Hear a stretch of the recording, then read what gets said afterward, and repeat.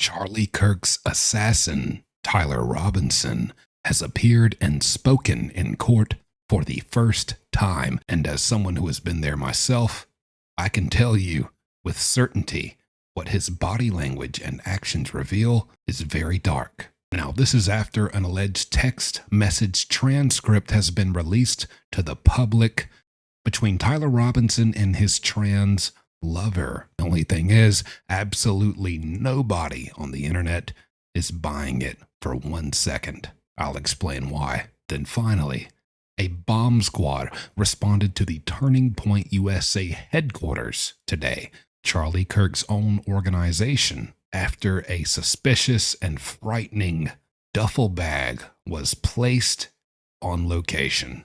I'll explain everything. Let's get started.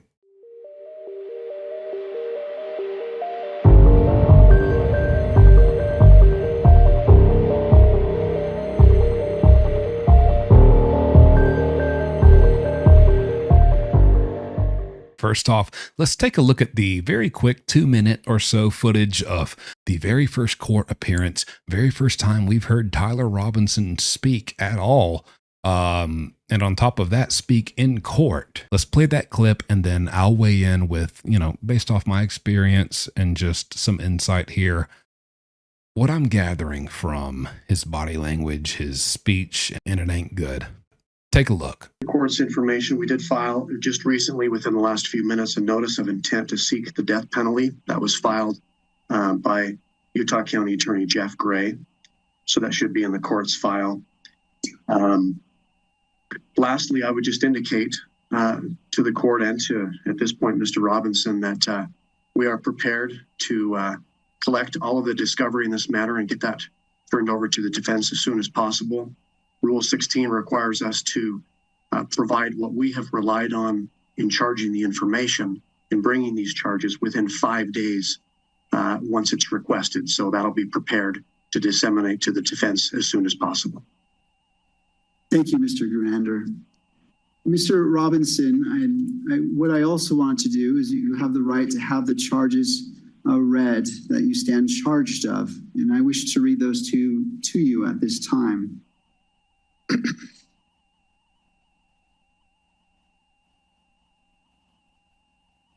you.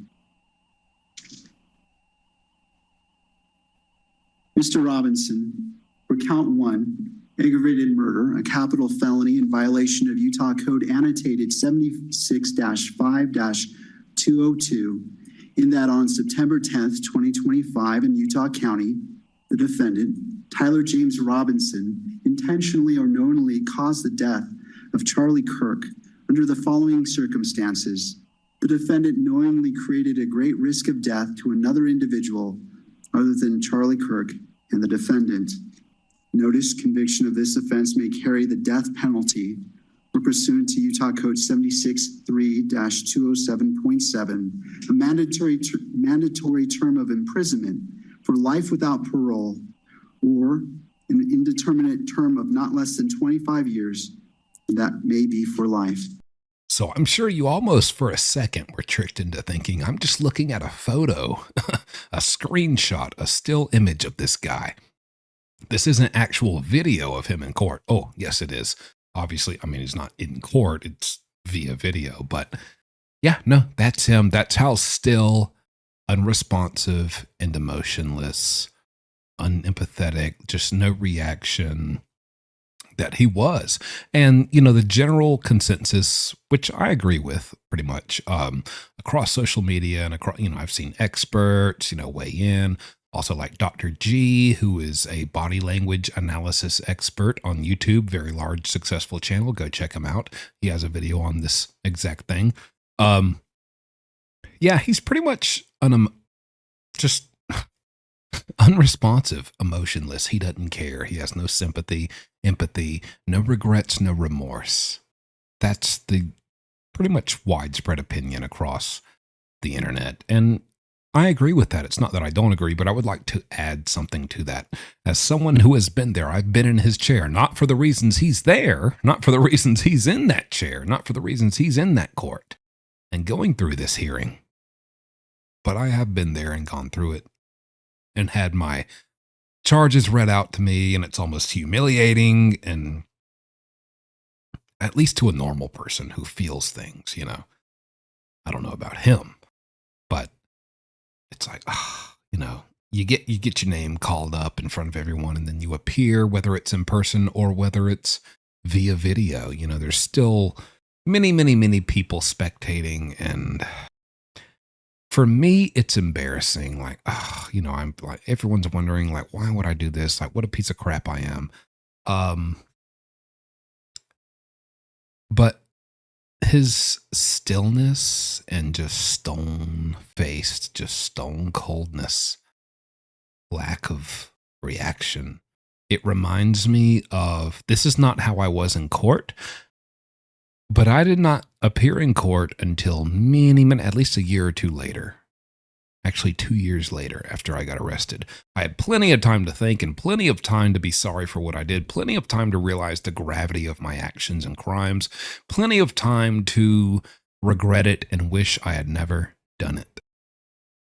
So I was very responsive in court.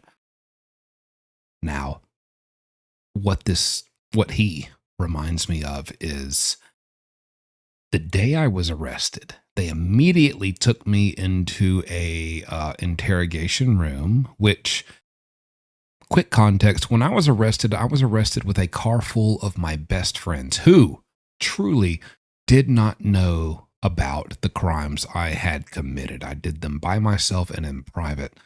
And I was kind of just using them in a way for a ride because I knew the police were looking for my car. And so I was using them for a ride to here and there and ultimately trying to gather things and supplies to go on the run and get out of town.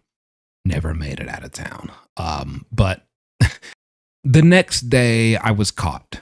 And when we were pulled over and I was caught, the police were going to charge all my buddies and friends and their girlfriends who were in the car with an array of charges for helping, aiding, abetting, you know, a fugitive and just, you know, doing this and that.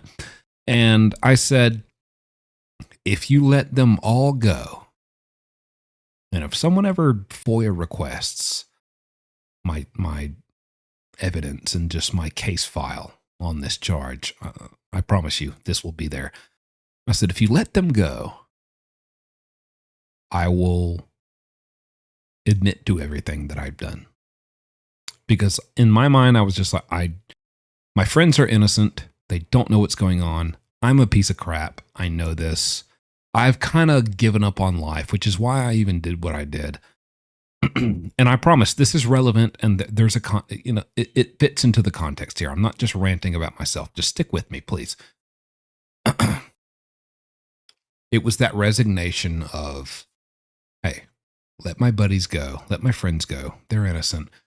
I'll incriminate myself. I'll give you all the evidence you need. I'll give you everything you need to absolutely 101% find me guilty to where I don't even have a chance. Just let them go. Don't take them to jail. And so they did. And they brought me in front of a video camera, and I confessed to everything I did. And when I was doing it, I guarantee you, I looked very similar to Tyler Robinson in this footage. I would say more detached from reality, because I couldn't accept the reality that what is the truth is that I'm about to go away for a long time. Especially, I'm 20 years old. I'm going away for 10 years. That is half the life I've lived on earth. And I deserved it. I deserved it. Throwing that out there. But I'm just saying, as a kid in that moment, I'm like, this might as well be forever. And I became very detached. Everything felt very surreal. Things started, they weren't hitting me. I couldn't grasp the reality of my situation. But I also, aside from that, deep down knew this is bad. You really screwed up this time and you're going to pay. And I, as a 20-year-old young man who had never really been through any kind of prison time or big consequences for big actions, I said, I don't want to do this. I mean, you watching, think right now, for whatever reason, if you had to go to jail for 30 days, that's a lot. 30 days? Wow, that's a whole man, I got stuff to do. I got a job, I got kids, I got 30 days, that's a long time. I don't even want to go there for an hour, right? Now imagine 10 years when you're 20, half your life. That felt like forever to me. You might as well have told me I'll be there forever. I became so detached and I looked just like this guy. I'm going to quit ranting here soon. I need to cut myself off because I will just go and go and go. I should really start a podcast. How much I talk. But point is, I detached because in that moment of confessing things to this camera, because I promised I would if they let my friends go, I just didn't want the guilt of my friends who truly had nothing to do with this getting in trouble. And I knew that I did this. I knew it was on me and I'll take the trouble, but I was not going to take the consequences. What do I mean by that? I was going to, I can't really say the word because of YouTube. I was going to take myself out of here. I was going to Jeffrey Epstein myself in jail. Maybe that's a bad comparison. I don't really want to have my name in the same sentence as him, but I was going to take myself out of the equation. I was not going to do 10 years. This is it. This is the end of the road. And so that brought on my resolve to do that. And I knew that that's what I would do. I would not do 10 years. I would just simply end it and not do it because we've reached a dead end. This is the end of the road. There's no outlet. This is a one-way street. And so I coldly and emotionlessly and just still-faced confessed to everything I did. And I just stared at the camera the whole time with the same eyes as him, as Tyler, and the same expression as him, as Tyler, and the same just lackadaisical, there's no inflection. It's very just blah, blah, blah, blah, blah, the bare minimum, the basics of, if I even need to utter any words. That is what I recognize in him when I see him because I've been there. And I will tell you, I've tried over 15 times after that in that county jail, which I spent 2 years in. So during those 2 years, I made 15 attempts to do that to myself. And I will honestly tell you, I did not have the guts to go through with it. No matter how many hours I would lay awake at night and convince myself, I do not want to spend 10 years in prison. It is hopeless. Even if I make it out of here, I might not make it out. I'll go down there and I'm so prideful. I have such an ego. I'm going to mouth off to someone if they mouth off to me, and I'll probably get stabbed and killed, and I won't even make it out of here. And even if I do, I have no education. I haven't been to college. I don't know how to do anything. I don't have any skills. I don't know any trades. I'm just going to be a piece of crap. I'll be in my 30s. And, when you're 20, 30s feel old to you. And then now that I'm in my 30s, I'm like, it's not, I'm kind of the best I've ever been, But, that's how I felt. And I just convinced myself this is just the best thing to do is just to, and I made 15 attempts in that county jail, and every single time nobody caught me, nobody stopped me, I didn't get, nothing was prevented. 15 times I tried, and 15 times I couldn't go through with it. I just didn't have the balls to do it. And now I'm so glad I didn't do it. But I'm opening up about that, not to make this about me, but just to tell you I understand so much where his mind is at, because we know he told his father, he confessed to his father what he did. And then after he confessed to his father what he did, he told him, I would rather eliminate myself then let the police capture me. Which, context, keep this in mind because we're moving on to the text messages he sent, allegedly sent next, and he paints a very different narrative saying, I'll just turn myself in. He told his own father, which, if you do something like this and you're a young kid, you're 22 and you just, oh my gosh, you realize you have effed up big time and you tell your pappy, you tell your father, I need guidance. I mean, who do I run to when something this serious is the case? He opens up and says, I've done this and I don't want to turn myself in. I don't want to go to jail. I'd rather just do it to myself. And then he tells, you'll see in the text messages. Just keep that in mind. But I see that detachment, the same detachment I had when I'm confessing and giving every piece of information to the police because I know I'm putting the nail in my own coffin. But it doesn't matter. It doesn't even matter. You know why? Because within a week or two, I won't even be here anymore. That's how serious I was. And that's why I felt such detachment and just no emotion, no reaction, just nothing. I was a zombie, just like this guy was. And yesterday. And I'm telling you, he has those thoughts already. That's why he's in a turtle suit. Do you know why they put you in that? If you don't, then you hadn't watched my previous 2 or 3 videos on him. You need to. That's why they put you in it. He's going to be held in that for about 60 days maximum. As I'm telling you, I would not be surprised if we don't see this make it to court. The first chance he gets, I see him. He knows the gravity of what he's done. He realizes how big this has gotten. It's huge. It's everywhere. You can't escape it. He's going down. He knows it.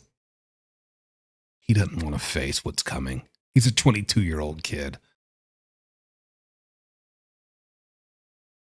I truly believe the first chance he gets, he's going to take himself out. Because I tell you what, I didn't have the balls or the guts to take myself out. But I also never had the balls or the guts to take anyone else out. He did. He did. 2 different people. I truly believe we will see that he doesn't even make it to court before he does something to himself. There's my opinion. Let's move on. Next up, here is a text message transcript of texts between, allegedly, Tyler Robinson and his trans lover / roommate. I'm going to read them out to you. You decide in the moment how you feel about these, but I'll tell you now, nobody's believing this stuff. And I'll give you, some good examples, at least in my opinion, that I found. I'm like, that kind of makes the most sense. That's one of the best takes on this that I've seen. So I'll share that with you as well. But first up, let me just read through this. I'll pop it up here on screen too. Robinson says, I am still okay, my love, but I'm struck in Orem for a little while longer yet. Shouldn't be long until I can come home, but I gotta grab my rifle still. To be honest, I had hoped to keep this secret till I died of old age. I am sorry to involve you. Who is this? Jack from Titanic? This sounds very poetic and lovey-dovey. Roommate says, you weren't the one who did it, right? Robinson says, I am. I'm sorry. Roommate says, I thought they caught the person. Robinson says, nope. They grabbed some crazy old dude, then interrogated someone in the similar clothing. I had planned to grab my rifle from the drop point shortly after, but most of that side of town got locked down. It's quiet, almost enough to get out, but there's one vehicle lingering. Roommate says, why? To all that, all you have to say is, why? I'm pretty sure a young 21-year-old roommate would be like, oh my God, wait, what? Oh my gosh, that's crazy. And say, oh my God, you did what? I can't believe this. All they have to say, why? Why? Okay. Not very realistic. Robinson says, why did I do it? Roommate, yeah.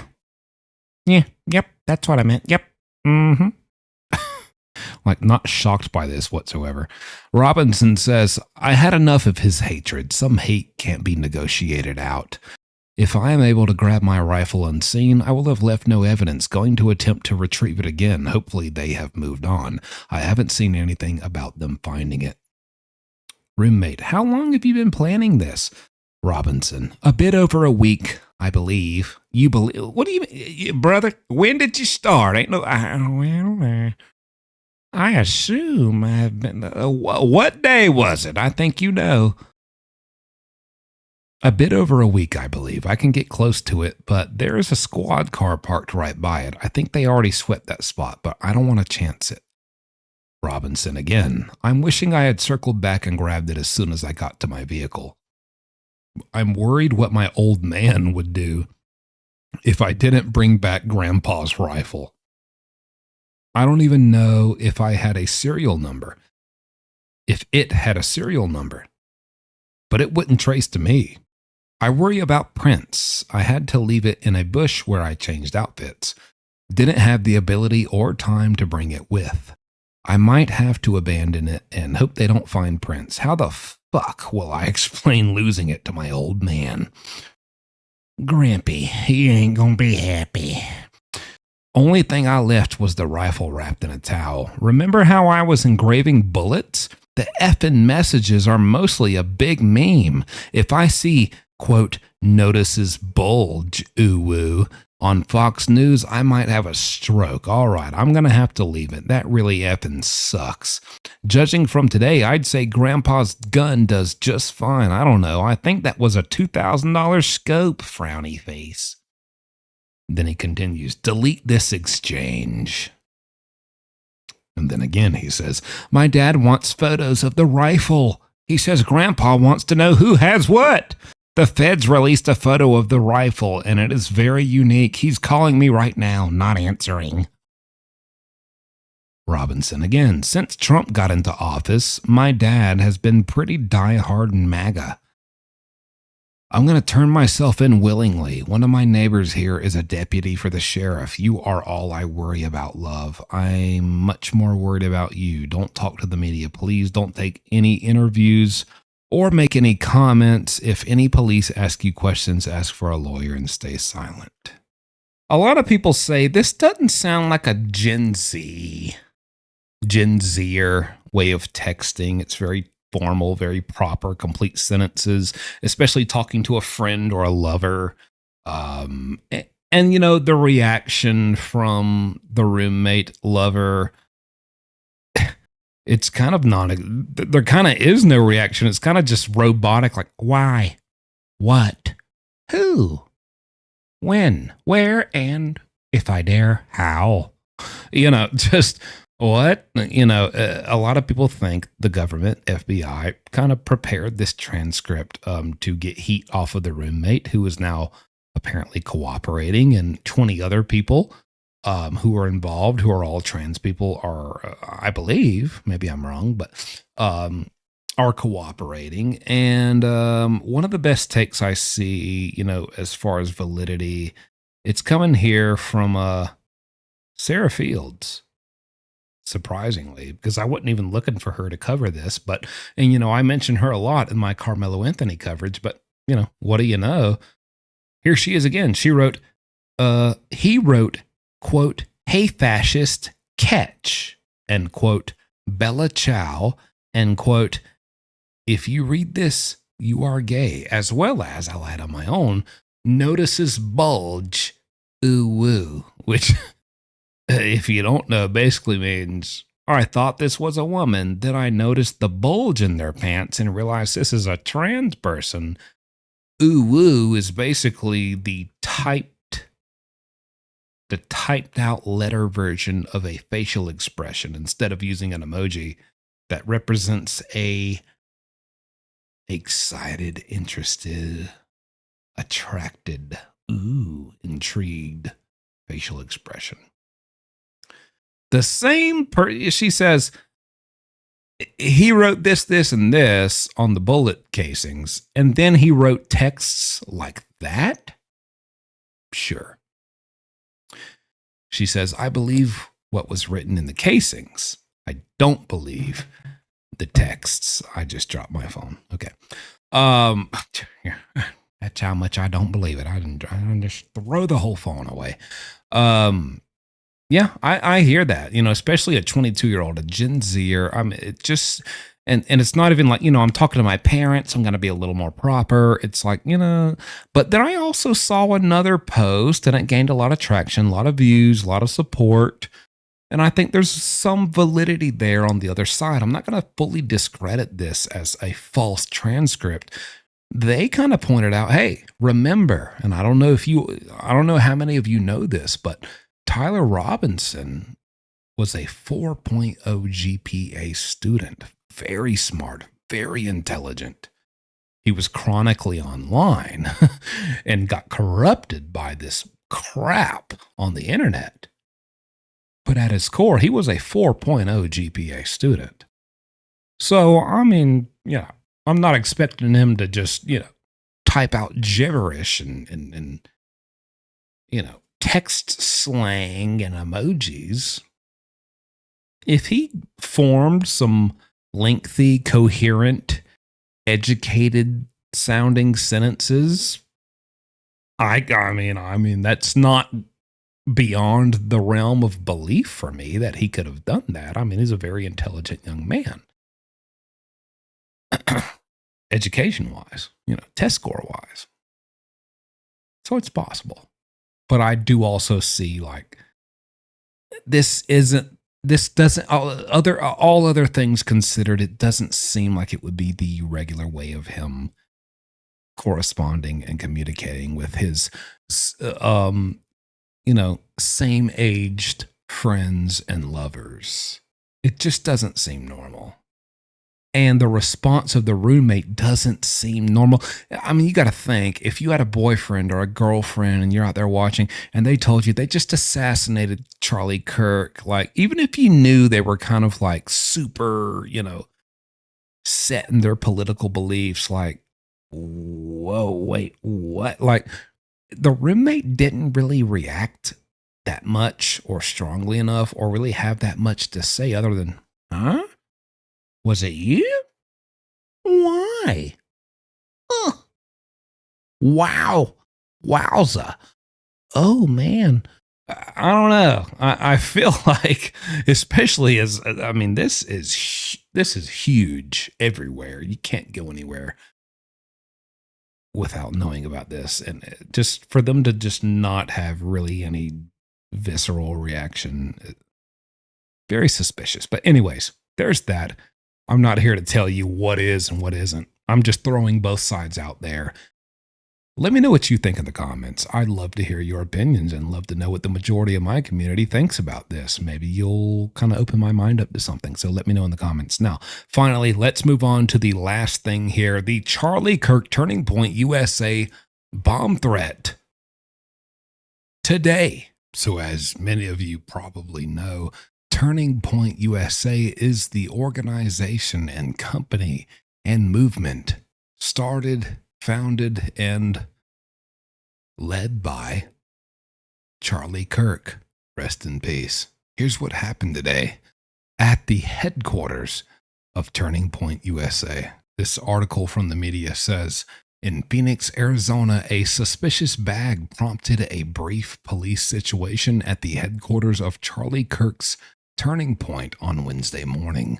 Phoenix police said officers were called to reports of a suspicious bag at the Turning Point USA headquarters near 48th Street and Baseline Road.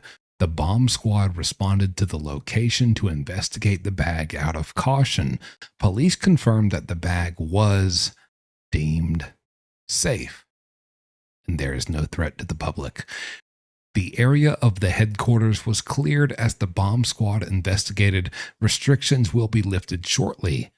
They also finished this off by saying a massive amount of mourners have come to the Turning Point headquarters to pay their respects since Kirk was assassinated at an event last week at Utah Valley University. Now, so this random person, not a big influencer, just a guy on X.com at Boyd Kennan. He says, I bet it's a battery bag from a news camera.